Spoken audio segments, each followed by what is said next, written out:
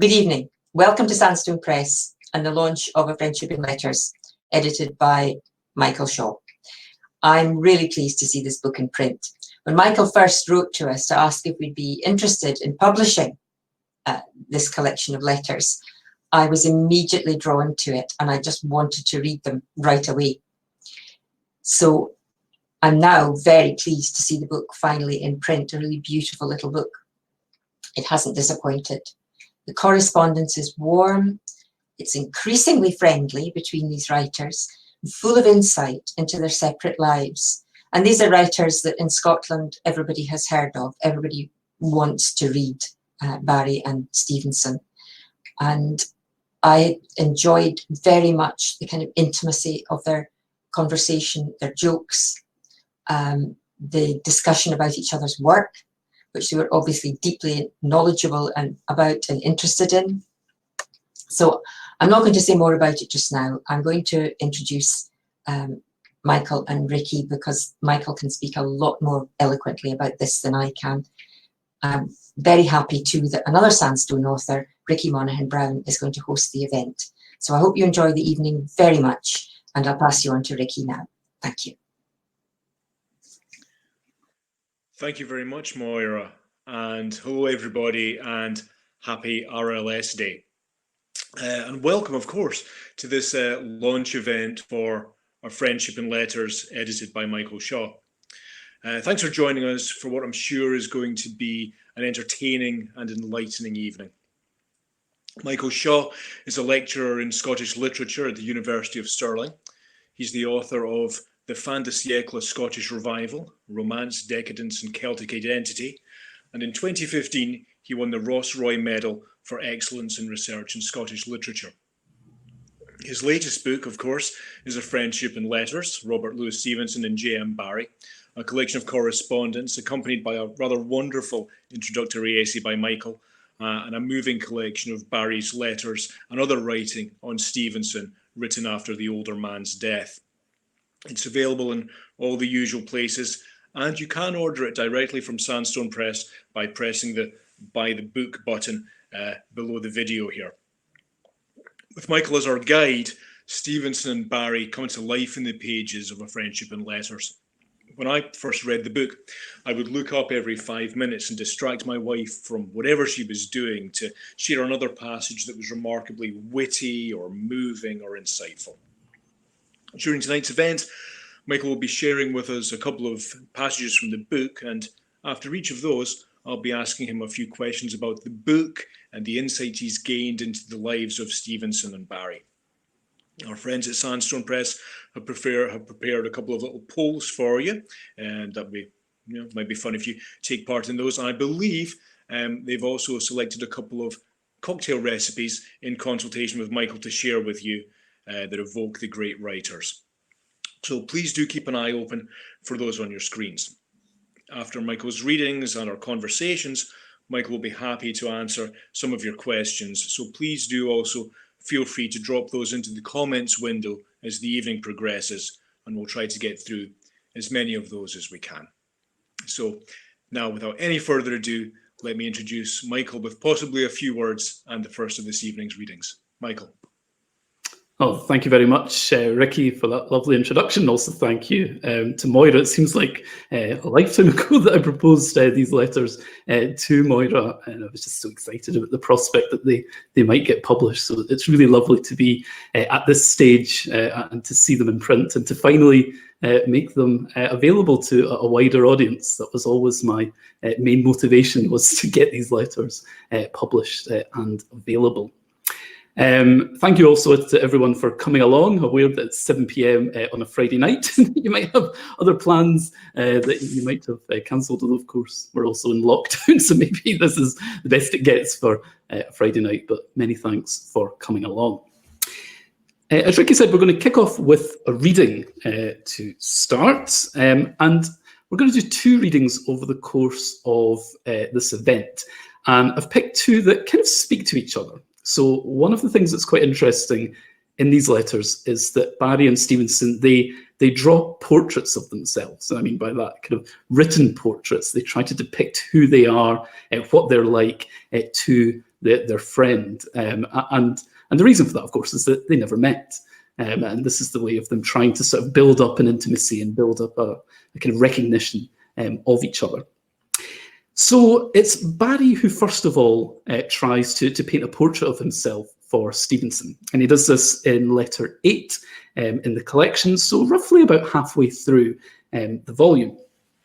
And what prompts him to do this is that he has found out that an actress called Marie Fraser, she has visited Samoa. This is an actress that Barrie had worked with previously. She's visited Samoa and she's been telling Stevenson about Barrie. So he's quite keen to come in and correct some understandings or to give his own impression of who he is. As you'll see, it's quite a self-deprecating portrait. That's quite common with Barrie. But I'll read it out and you can make of it what you will. To rectify the impression of that Miss Fraser is left behind at Samoa, I don't see why I shouldn't draw myself. And then Barrie goes through a series of categories, and he also identifies some people and that he knows and how they might characterise him. So first of all, appearance. The face is all right, except for a suggestion of weakness in the mouth. Mustachios considerable, but one usually longer than the other, owing to ceaseless attempts with scissors to bring them into harmony. When at a mixed school, the girls took a plebiscite about which boy had most engaging smile. Got highest marks. Have not smiled since. Can't. Figure mean, what there is of it fair, not enough of it. Manners. None. When taking a lady into dinner, seldom do it. Unblushingly say to her, quoting from well-known writer, don't you think the old plan better? When the gentleman took the lady's hand. Being indistinct of speech and usually regretting remark when in the middle of it is not often heard. She begs pardon, by which time dining room is reached. Lately desperate lady at dinner said to him, didn't catch your name. He wasn't surprised, never catch hers. She continued, I don't know what you do. He said, no, suppose not. The end. And then Barrie reflects on some other impressions that other people might have of him. And he starts off with two figures called J.L. Toole and Henry Irving. They were actors and directors in the theatre. They describe him as a gentle creature, just looks at you when you say anything funny, like him best when he goes away. In the opinion of the ladies, which after all is the main thing, is that Mr. Barrie? Well, I am. In the opinion of himself, an absorbing study. As for the hostesses, they say, he's quite worth asking once. And this is the character you would rashly invite to Samoa.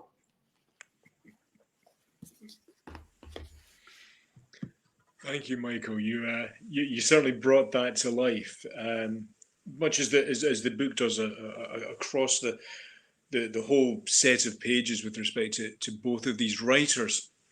So I've been wondering, obviously Moira was excited to see the submission of this book, and I was excited to hear about its existence. But how did it come into your life? How did you come to this book? Yes, so it started way back in 2016, so it's over 4 years ago now that I first started this project. So I had done a little bit of work on Stevenson and Barrie for my first book, which you referenced earlier, the Fantasy X Scottish Revival. And it was in the process of writing that book that there were a few manuscripts that I knew I wanted to go and see, to do some research on them and to do some sort of cross-referencing. So I knew I wanted to go to the Beinecke Library, which is a big research library at Yale University over in Connecticut in the States. So I was very fortunate that I got a postdoctoral fellowship to go over there. And then I went there to see a collection of manuscripts that were not just limited to Stevenson and Barrie. There was also material from Andrew Lang as well that I wanted to see. I should say I had no intention of going over to see the letters. It was never something on my mind. I was going to see these other things, other documents and manuscripts of their books and their plays. But what happened when I was there is that I realised that some of the material that I really wanted to focus on, it was actually quite small. Indeed, the one manuscript I really wanted to see, which I thought was going to take me about a week because I was really excited about it. I thought, I'm going to have to pay a lot of attention to this. It turned out to be 3 sentences long. So in the end, I ended up having quite a lot of time when I was there. And as any researcher will tell you, that's the best thing when you're in an archive. You've got time and can just explore things that you weren't necessarily looking for. So I was working through the catalogues, and I saw that there was the letters from Barrie to Stevenson were there, the manuscript letters. And I thought to myself, I've never read these before. And yeah, I was thinking, how have these escaped me? I can't even remember seeing them in any of the books that I've been consulting for my PhD or the book I was writing. So I thought I'll order them. So I got them delivered, and I started reading through them. And there's nothing better than reading letters from the manuscript, because you're holding this document that has been in Robert Louis Stevenson's hand, it's been in J. M. Barrie's hands, it's travelled from Samoa to Scotland, or Scotland to Samoa. And yeah, I started reading them, or as best as I could, because Barrie's handwriting is absolutely atrocious. But I got into them and just thought, these are really extraordinary letters. I was kind of initially shocked by how long they were. Some of them were about 3,000 words long. So they felt like essays or journals. And then just some of the things that were in them. I saw in one of the Barrie letters, there was a little play. He'd included a play in 4 acts where he imagines visiting Samoa. And I just thought, this is extraordinary. There's also a wonderful little a kind of family tree that Barrie draws, where he imagines how Stevenson's characters and his characters might be related. So I finished looking through the letters, and I thought, I need to get this on my shelf. I need to get the book. So I then ordered the Letters of J. M. Barrie by Viola Minor, which is a collection of his letters, and was shocked when I got it and opened it and saw that none of the letters to Barrie were there. I then looked at the introduction to see if I could get some more information, and she writes in that introduction that the letters from Barrie to Stevenson are lost or destroyed. So at that moment I thought, oh, what's going on here? And that was way back in, she wrote that in 1943, so I thought, well, surely they've been published since then. So I did a lot of work trying to sort of trace the correspondence, where it'd been published, who had referred to it. A few people had referred to it, a few critics have sort of little quotations or footnotes in them. I spotted in one collection, one catalogue of the Beinecke collection, there's a little facsimile, so effectively a kind of photocopy of one of the letters is in there. But that's all I could find. And I was shocked when I was reading some more recent biographies of Barry's, especially the most recent one, Lisa Cheney's wonderful Hide and Seek with Angels, where again, this idea of Barry's letters being lost or potentially being lost was raised. So yeah, it was at that point where I thought the only way I'm going to get this book on my shelf is if I'm the one who puts it together. And yeah, it was an odd experience, because initially I thought, okay, I'm going to just transcribe these letters, do a short introduction, and get them out there. And I was thinking of it as quite a short project that maybe wouldn't take too long. And then the more I started to work on them, the more I realised how difficult that transcription exercise was going to be, sort of copying Barry's handwriting in particular, how to go about deciphering it. But then I also started to see that this correspondence had a bigger life, had an afterlife in ways. It affected Barrie, and he had a longer relationship with Stevenson than I had known about before. So yeah, it started to become a big project, and something that I thought was going to take a few months ended up taking a few years. It's almost like a Conan Doyle story, who of course shows up from time to time in the pages of this book. And I must encourage everyone to take a look inside the pages, because there are some images of Barry's original letters, so you can get a feel for how atrocious his handwriting is. So it's an incredible feat to have put this together. And I'd like to ask you a little bit more about, the aspect of putting the book together. But just before I get to that, one thing that becomes very apparent as one reads through this book is, we're talking about these sort of giants of Scottish literature and their sense of their Scottishness, or as Stevenson would say, their Scotchness, is an important sort of theme that works through this. And I know that I've seen some people talking about how they're exiles of sorts in the comments. Stevenson, of course, by this stage was in Samoa and would not return home again. And I think being able to connect with that is important to him. There's a certain amount of the Braid Scots lead used within the pages. You've got a wee glossary at the back. So talk to us a little bit about how you read their relationship to their nationality and how that wove into their friendship throughout these letters. Yes, so especially with Stevenson, he is continually pronouncing himself as Scottish, and he really likes the idea that Barry's similar to him in being very proud of his Scottish nationality and highlighting it. I think in the first letter he says, "I think we're both Scotty Scots," and he really likes this idea of them both being very Scottish. And I think he gets that because at that point all he really knows of Barry is that he's read some of his texts, for instance, The Little Minister, which is has a lot of Scots language in it. It's very much focused on that particular Scottish locality in Thrums, which is basically Kirriemuir in Angus. So I think, there's that sort of sense that they were kindred spirits. But I think there's something more to it, actually, that with Stevenson, I think he knew so much about Scotland and has such a deep knowledge of its history, of its language. And I think when he was in Samoa, part of him wanted to be able to talk to fellow Scots and to share cultural references and his knowledge of history. And I think we see that with Barrie, that quite often he's dropping references that he knows that Barry's going to pick up on it and hopes that they can develop their friendship on that basis. So I think it's a part of this friendship is it's satisfying that need that Stevenson has to talk about Scotland and to discuss its history. Yeah, no, it's nice. There's some wonderful little Easter eggs of sort of Scottish history, Scottish historical characters, and all that sort of stuff. And there's that sense that there's a little bit of show-offiness from each of them, which I think we might get to after your second reading.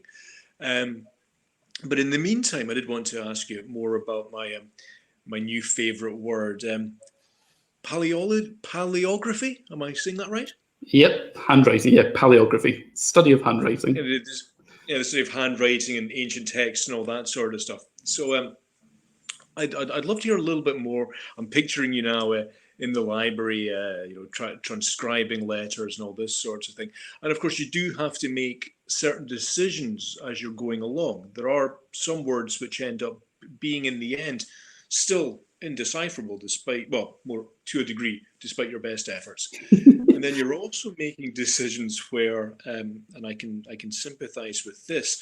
There's an inconsistency sometimes amongst punctuation choices, and I think it's Barrie maybe sometimes puts a punctuation mark within quotations and sometimes without. So you've taken out your red pen and made things more consistent, I assume, so that the reader's not being taken out of things.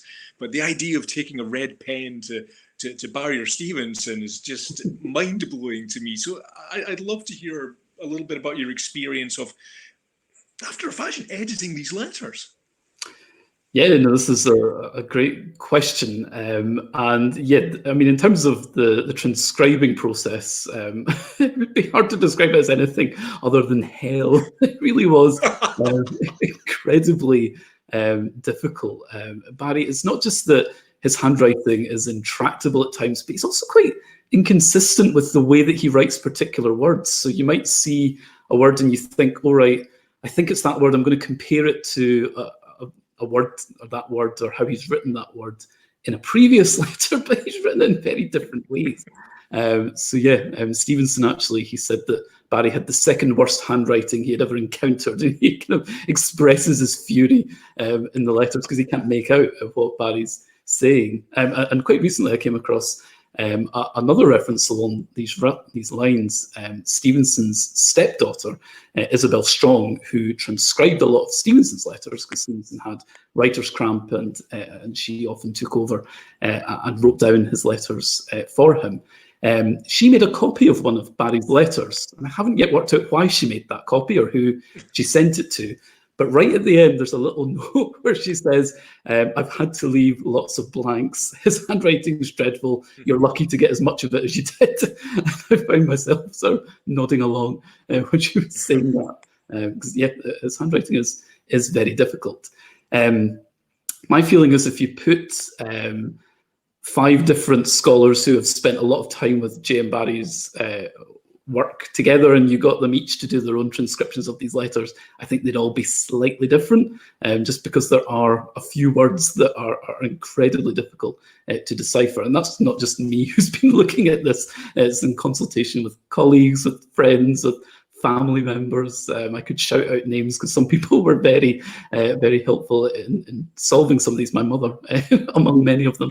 And yes, so it was a process of really sometimes just agonizing over words and sharing them with people and sharing them on social media as well, just to try and work out what was being said. And yeah, it got to a stage where I was happy with the transcriptions, and I thought those are transcriptions that I'm happy with. Maybe there are a couple of words that aren't perfect, but I've drawn attention to those words where I've still got some question marks. The other good thing that I was able to do was to go back to the Stevenson letters and to retranscribe them, because they've of course been published many times over, but there are a couple of mistakes in previous transcriptions, so it was nice to be able to go back and to rectify those. Yeah, so that was the kind of the side of focusing on the handwriting. In terms of correcting, I'd like to think I didn't take much of a red pen to these letters. I broadly kept them as they were, even with inconsistencies in punctuation. I tried to keep them there as much as possible, unless it was kind of very glaringly, it was creating problems in terms of reader understanding. I think one of the only things I wanted to make consistent was something where sometimes I just couldn't work it out. So this is incredibly technical and probably quite boring, but just where they were putting full stops, either before the end of a bracket or within that bracket. And sometimes it was just impossible to tell. So I thought, right, I'm just going to standardize this because, what else can I do really here? So yeah, and there were some things that I did change, I suppose, from the manuscript, but I like to think that they weren't really departures from the manuscript. So one of the things Barrie has a frustrating habit of doing is writing in shorthand, not dissimilar to the way that you might write a text message, or maybe wrote a text message 10 years ago. So for instance, when writing could, you might write CD or would, WD. Barrie does this a lot. And yeah, when you're transcribing, sometimes, until I got into the swing of it and realized what he was doing, I thought, what is CD? I don't understand what this word is. So I expanded on those things just to make it legible and clear to everyone, because of course that's what he hoped that Stevenson would have read from those abbreviations. So yeah, so there's a couple of changes that I think necessarily had to be made, but generally I kept it as true to the manuscript as I could. Okay, well, I think we're all going to be very grateful for your efforts. Certainly, it almost goes without saying, hugely worthwhile. And with that, maybe you could let us hear a little bit more of what you were reading. Yeah, absolutely. So yes, Barrie gives this portrait of himself to Stevenson, and then in the next letter, Stevenson responds, and he gives a portrait not only of himself, but of his entire family at Vailima, his household in Samoa. So I won't read through the entire letter because it goes on, it's about 10 pages long, but I'll give the portrait that he gives of himself.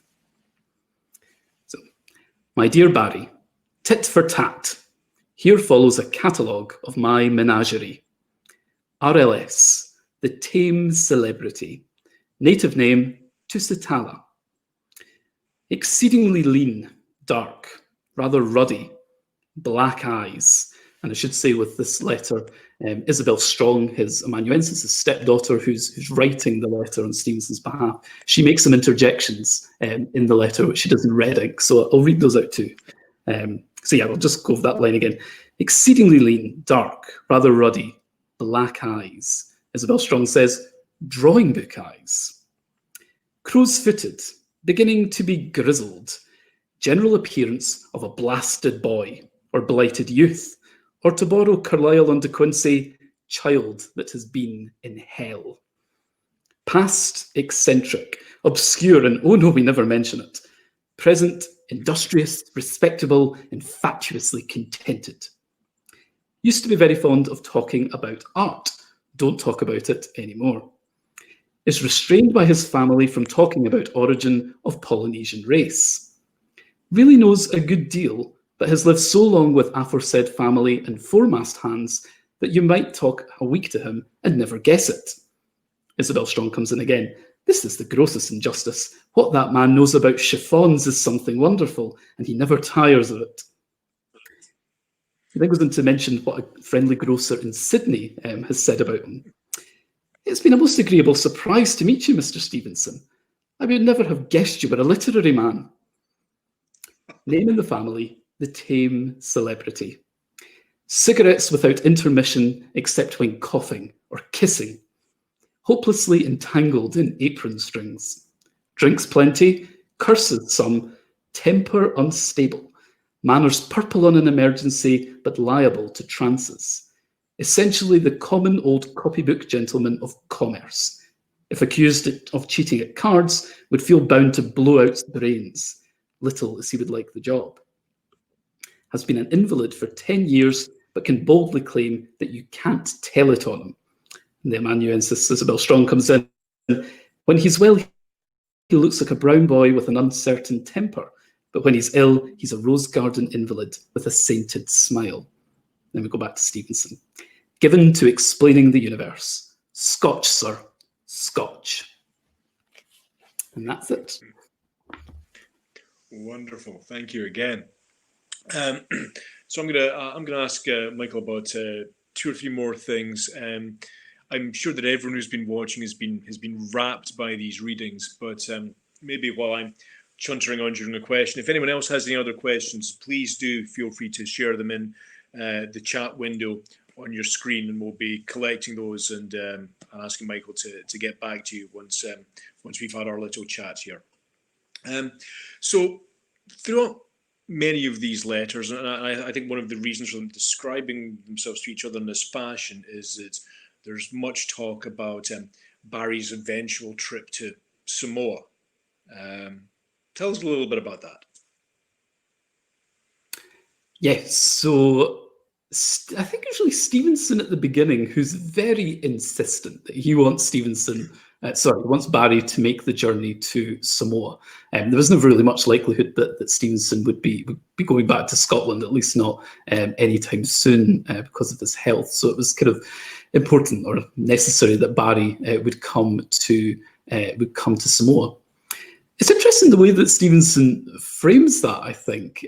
He says to Barrie, come, it will broaden your mind and be the making of me. Which is really quite a striking thing to say to someone that you've only sent a few letters to. I mean, literally, I think it's letter 6 or 7 there that's said. But there's something in here. Stevenson thinks that this is going to be some kind of transformational event in his life when he meets Barrie in person. And that continues throughout, and I kind of feel bad for Barrie because Stevenson keeps telling him, you need to come, you need to come, you need to come. And Barrie has to keep knocking him back, basically. And the reason for that is that Barrie's mum was incredibly frail at this point. She was very old, and actually she just died not long after Stevenson died, just a few years after the correspondence started. So yes, so he's continually having to say to Stevenson, oh, I can't, I'm just not going to be able to make it. But nevertheless, he does make plans to go. We know that he planned to have his honeymoon in Samoa to make the trip to Samoa, but because of his mother's health at that point, they decided that they'd go to Switzerland instead. So yeah, so there was never a meeting between the two, which is unfortunate. But I should say, while there's not a meeting between the two in person, there is a meeting between, in fact, there's a couple of meetings between them in fiction. So as I was referencing in the 8th letter, there's this little play that Barrie includes where he imagines going to Samoa and visiting the family, and they can't wait to be rid of him. Barrie just portrays himself as this surly grouch that they can't stand, and they just think, goodness, get away from here, please. And then Stevenson, he comes back and he kind of remedies this and says, no, actually, my wife in particular would fall in love with you. So yeah, and actually throughout there's these sort of little imagined meetings that we get. There's a lovely point at the end of, which letter is it? Letter 13, I think, where Barrie sort of casts himself as being in Vailima, in the house that Stevenson lives in, and he's sort of saying goodbye to everybody in the house, and he's walking out, and then he's looking back at the house and waving at them. So they have these, it's interesting that these kind of imagined meetings, they fill that void. Because they couldn't meet in person. And as you say, they do, although the initial letters do make reference to even actually earlier letters with a more professional sort of bent, and there's a little bit of that towards the beginning, but they do very quickly throw themselves headlong into this correspondence. And you mention in your introduction the concept of romantic friendship, and there's a short passage which I think goes, Barrie expressed his love for Stevenson in ways that resemble the 19th century tradition of romantic friendship, where close friendships were communicated in the same terms as romantic love. Is that something you can expand upon for us? Maybe talk a little bit about what we'll see in this book in that vein? Yeah, absolutely. And I should say, I mean, romantic friendship, there's quite a few definitions of it. Other definitions is this sort of blurred line between romance and friendship, and where the kind of the nature of those relationships, it becomes quite hard to decipher one from the other. And what's so fascinating about this friendship for me is that, is it a friendship or is it another form of relationship that's hard to define? But one of the things that's so striking about it is that Barrie's often communicating his affection for Stevenson through the language of romantic love. I don't think there's any other way to put it. At times he very explicitly says to him that, I love you. We also get that kind of incredibly provocative quotation where he says, I think I'm falling in love with you, and if you were a woman, dash. We get lots of other sort of moments where Stevenson confesses his love for Barrie's works. In particular, Barrie also shares these thoughts with Stevenson about how much he loves Stevenson's works. And what's interesting for me is that it's not even in the correspondence that they're expressing their affection for each other in such strong terms, but it's also in published work as well. So at the end of the book, there's a series of appendices, which are sort of Barrie's writings about Stevenson after Stevenson died. And one of those is a chapter in his book called Margaret Ogilvie. And that was a memoir of his mother, basically. And a whole chapter is devoted to Stevenson and his mother's opinion of Stevenson. And it's just interesting, there's a part right at the end of that chapter where Barrie's sort of mourning the fact that he didn't get to Samoa, and he describes it as, I shall never walk up the road of loving hearts on a night of clear starlit skies and meet the man riding on a horse towards me. I mean, it's incredibly romantic language that he's using to communicate sort of his feelings for Stevenson. Even at the beginning, he describes Stevenson's initials, RLS, as the sweetest to me. Again, quite romantic language that's being used. So yeah, I mean, I suppose the interesting question that emerges from that is why are we getting this affection expressed in this way? Is it because Barrie had romantic feelings for Stevenson? I don't think we'll ever really know the full answer to that. Or is it that there's this deep respect for Stevenson's work, and this is his way of communicating that respect, or is it that there's this deep love as friends, and that again it's through drawing upon the language of romance and romantic engagements that he can communicate that to Stevenson. A part of me wonders if it's because it's a letter-based relationship that they have, that might lead you to be more effusive, perhaps, because you're not going to meet the person. You can't really express how much you care for someone physically, so you have to do it through writing in ways. So yeah, I think it's something that certainly struck me, and one of the reasons I wanted to publish this book was to have conversations about it. And I'm really interested to hear what other people think about these kind of the nature of the friendship that develops. Yeah, there's definitely I alluded earlier to a slightly show-offy sort of aspect to it, which I know from letters of that ilk that I've read, or correspondence of that ilk that I've written. There is that feeling that you do want to show something of yourself, and of course with these being two successful writers, also there being a little bit of a senior-junior sort of partnership here as well. You can see why that mechanic might come out. And then there's the last letter from Barrie to Stevenson, which Stevenson never replied to, owing to his spoiler alert, Stevenson's dead. He finishes by saying, and this is beautiful, and I hope I'm genuine. I genuinely hope I'm not spoiling things here. I never write to you nowadays without feeling that you are the only family in the world outside my own relations with whom I have a close tie. And I feel sorrowful when I end up, it is always saying goodbye to you for a long time. And there's just a little bit more after that. And it's when you've read this book, that's an incredibly powerful passage. And then we move into the appendices and these other writings of Barries, which come into existence after Stevenson's death. There's a poem in tribute. There's some letters to other members of Stevenson's family. There's some writing that was done for and I Met Stevenson, sort of a collection of writings, and a writing which comes into a second edition of that. And there's also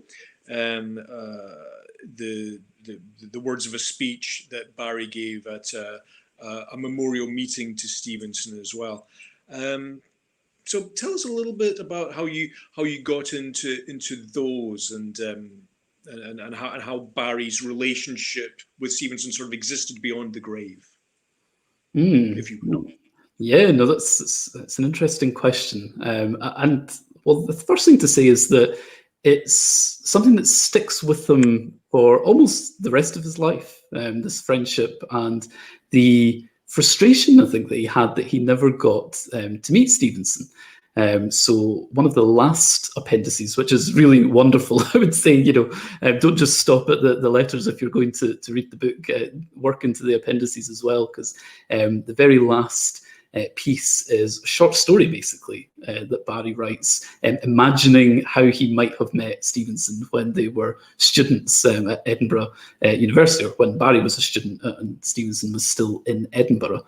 And they get drunk together, they go chapping doors around Edinburgh, and it's a wonderful sort of expression of how dearly he felt for Stevenson, and regretted the fact that they did never meet, and that contact never, that physical contact, that physical meeting never developed. But so it's long lasting, but also it really hit Barrie that Stevenson had died. That poem that you referenced, that was written within weeks, potentially within days, of Barrie finding out that Stevenson had died. It's called Scotland's Lament. It's a poem that was panned by critics, and when you read it you might agree with that, but it's a very interesting poem, I think, because what I can see at least is there are some references to the correspondence in that piece, and I'm kind of interested in the way that it's not just Barrie reflecting on Stevenson, but actually reflecting on their correspondence and trying to memorialise their correspondence and their friendship together through putting in these little references. After that, he goes on, as you said, to speak at the Edinburgh Memorial Committee meeting. Those in the audience, if you've been to St Giles Cathedral in the centre of Edinburgh, if you've been inside it, you'll probably know that there's a big, massive plaque there, a kind of sculptural frieze of Stevenson. And Barrie was actually quite instrumental in helping to get that sculpture in place. He spoke at this memorial meeting alongside Lord Rosebery, and it's quite a touching speech that he gives there, which is included in the book. And then, as I said, we also find in Margaret Ogilvie that he's reflecting on Stevenson there. So we got all these kind of references back to Stevenson, but it's not just in his life he's doing that. I think we're also seeing it in his fiction. Certainly we're seeing it in a novel which I'll be surprised if more than 5 people in the audience have read, which is Barrie's Sentimental Tommy, which is, I think Andrew Lang said that it was just an incredibly difficult novel to read, a kind of bewildering novel, and I have to agree with him, even though there's some wonderful passages within it. And in the correspondence, Barrie says he's writing the novel at that point, and he says, I'm including a character that's based upon you in the text. And so he's doing that in 1893. He then rewrites the whole manuscript. And I think, well, to my eyes, he's again making, in his second draft, he's making some allusions back to the correspondence in there. There's a point at the end where a character goes up to Captain Stroke, who is Stevenson, this confusion of pirate and Jacobite. And the character says, there's an egg to your tea. And to my eyes, this is a reference to a moment in the correspondence when they're debating eggs and afternoon tea in the text. And then, of course, the elephant in the room that we're not addressing, of course, is Peter Pan, where not only do we have so many debts to Stevenson, particularly to Treasure Island, but what Barrie does is that he's creating an imagined world where actually Stevenson's characters and Barrie's characters are in that world. They could potentially meet each other. And yeah, there's a part of me that thinks, is he doing this because he likes the idea that their characters can meet, their characters can interact, even when they can't? And that's sort of what we get in the correspondence as well, in the way that Barrie will transport himself to Samoa. It's trying to create these little moments where they can be together, or at least their characters can be together. Brilliant. Well, as you know, Michael, I have other questions, and I could grill you about this all night, but it's probably time to let our audience have a little bit of participation here. First of all, I would like to let you know that we have some results to our polls here. Firstly, we asked you, as it's RLS Day, we'd love to know which of his books is your favourite. You can probably click on the polls button on your screen, but what you'll find if you do that is that among the number of votes that we have a clear winner, which is The Strange Case of Dr. Jekyll and Mr. Hyde, with Kidnapped coming in not too far behind with 1 vote for other, which may answer our question regarding sentiment. No, sorry, that's our last. Ignore that. Interesting to me, you mentioned, Michael, of course, Weir of Hermiston, which I've read in other places. You know, Stevenson's unfinished novel is considered by experts to be his masterpiece. Where does it stand in your estimation of Stevenson? It's one of those texts that I think is extraordinary, and it fills me with regret when I read it, because you just see this incredible masterpiece that's being developed and it stops, and you can't get any further with it. But nevertheless, what we've got, the 100 pages of it, I think it's his best piece of work. I have various different loves with Stevenson, so it's kind of Sophie's choice in a lot of ways. But nevertheless, it's a wonderful text. And Barrie, he got to see a copy of it before it was published. Sidney Colvin shared a copy with Barrie, and he had quite similar feelings. He just recognised when he read it. This is, I should give context here. Barrie, in an early essay before their friendship begins, Barrie wrote quite a scathing article on Stevenson's writing, where he said that Stevenson could be quite superficial and that he hadn't written a great work yet. He came to be incredibly embarrassed by this, as you can imagine, and Stevenson kind of teases him about it in the correspondence. But when he's reflecting on Weir of Hermiston, he says, "This is it. This is the great book that Stevenson. He knew that Stevenson had in him, and this was it." So, yeah. I see in the poll that Kidnapped has overtaken Strange Case of Dr. Jekyll and Mr. Hyde.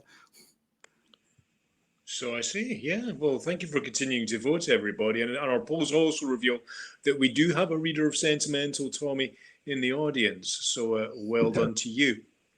I have an audience question here from and apologies for my pronunciation, J.A. Jablonski. As a one-time archivist and academic librarian, I'm hoping you'll talk about the physical logistics of finding Barry's letters. Also, do you know why they were lost in the first place? Yes, these are interesting words of lost and found, because I mean, I didn't really find them. I don't think that's the best way to characterize it. They were all fully catalogued, all very lovingly cared for in the Biographers library, and I was looking through the catalogue. I ordered them when they came, so yeah, to think of it as me finding them is a slight stretch. But they have been considered lost by some critics and by some notable critics. So I think that's the interesting thing. In terms of why they've been considered lost, I think that's a really good question. So a lot of the references to them being lost, I'm thinking of Viola Meinel, who edited Barry's letters back in the 40s, Dennis McHale, his close friend who wrote a biography of him, again back in the 40s. They say that these letters are lost. Now, that's kind of understandable because I don't know where they were in the 1940s. I have to say, I think there must be an answer to this out there. It might actually be buried in the research notes of the collector, Edwin J. Beinecke, who acquired the Barrie text. Those notes are all in the Beinecke library, and unfortunately I haven't been able to go back over to try and find out the answer to that question. But yet, it's really up until the point of Stevenson's death, until the 1950s. I'm not sure where these letters were. But it's only in the 1950s that Beinecke acquired them, and then they were in the library from that point onwards. In terms of why more modern biographers might have overlooked them, I'm not sure, to be honest. I suspect one of the reasons might be, and might seem odd, that the Barrie letters are not in the Barrie archive at the Beinecke. They're in the Stevenson archive because it was a Stevenson collector who collected them. So yeah, I mean, you could say that if you're looking up correspondence, you tend to look up both people, the recipient as well as the sender. That might be an explanation for it, but I'm not sure why that idea has sort of had a legacy since they were catalogued from the 50s onwards. And it's interesting to find that there is this sort of a grey period, if you will, because you do mention quite early in your own writings in the book that round about the time of the writings of the letters, their existence was sufficiently newsworthy to be featuring in newspapers and gossip columns and all this sort of thing. And reading them now, you know, they clearly they deserve that sort of fanfare. So that's an interesting little footnote there, arguably. I've got a couple more questions for you, Michael. We'll see if we can very quickly squeeze these in. We have a query in the comments from Yvonne. Curious to see if RLS reflects on TB, distance from home, and creativity. And obviously some of that stuff is covered. Any additional thoughts to what you've mentioned previously there? Not particularly. There is this real missing of home. That is a key.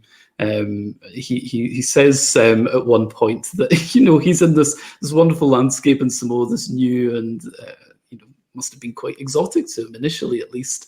And he says, "My mind is continually occupied by the grey huddle of hills from which we come." And of course, when he's in Samoa, he is writing fiction that's set in the Pacific Islands, but quite a lot of the fiction he's writing is set back in Scotland. So yeah, he's never removed from it, and arguably perhaps when he's removed from it, he feels it most. I think most people who tend to move away from their home country say that they tend to feel more Scottish when they're away from Scotland, and I think that might be part of what we see with Stevenson and why he keeps bringing up his Scottishness in the letters.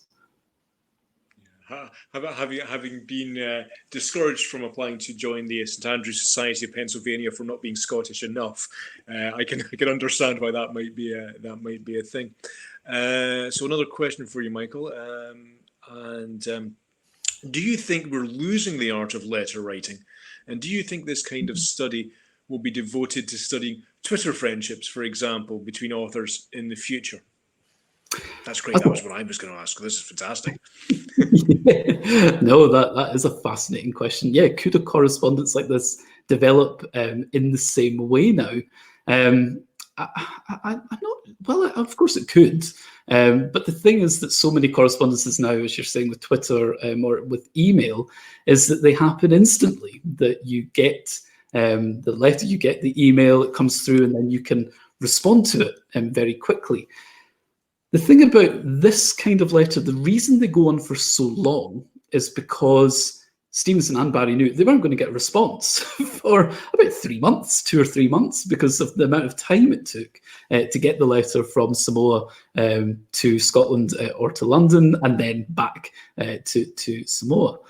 And because of that, they're trying to go into a lot of detail and think, okay, I need to get Barrie caught up on everything that's happened in the last 3 months and vice versa. And that leads to these really long letters where I think it allows a space to open up where they can be more open, more confessional with each other. There's a really interesting quote where Barrie says that he wants to go to Samoa because he feels that in Stevenson's company he can open up and be the real JMB who has been concealed from his friends, his most intimate friends.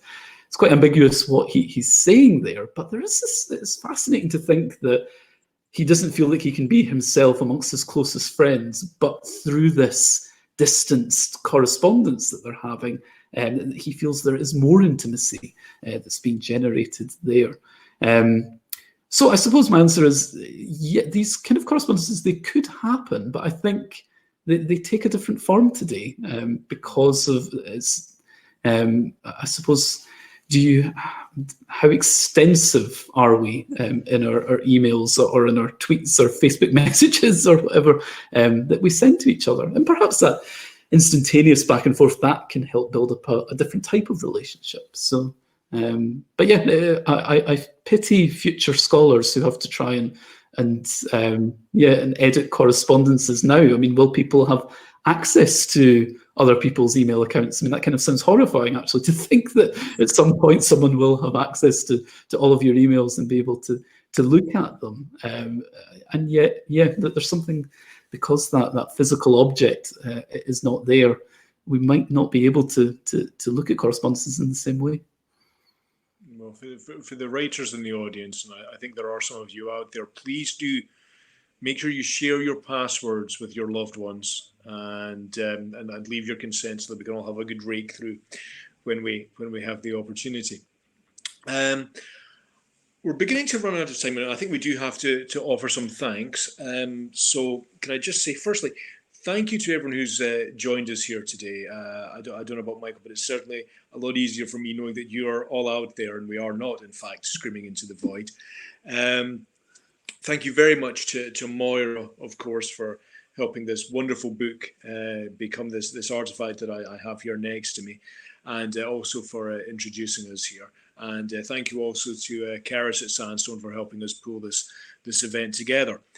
And of course, Michael Shaw, thank you so much for sharing your thoughts with us. Again, I I'd love to have you on here for another couple of hours. It's an absolute joy to be able to dig into this sort of stuff.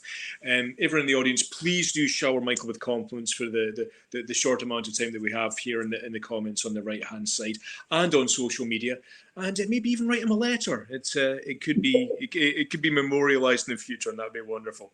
Thank you so much, Michael, for joining us tonight, and thank you for this wonderful book. It's been a huge pleasure being able to speak to you tonight. Thank you very much. No, and thank you, Ricky. Oh, and if there's anyone you want to thank yourself, please do go ahead. No, thank you for being a brilliant host, Ricky. It really has been a wonderful conversation. Time's flown by. I can't believe we're almost 8 o'clock. Brilliant. Well, thank you, everybody. It's been a huge pleasure, and good night. Thank you, everyone, for coming.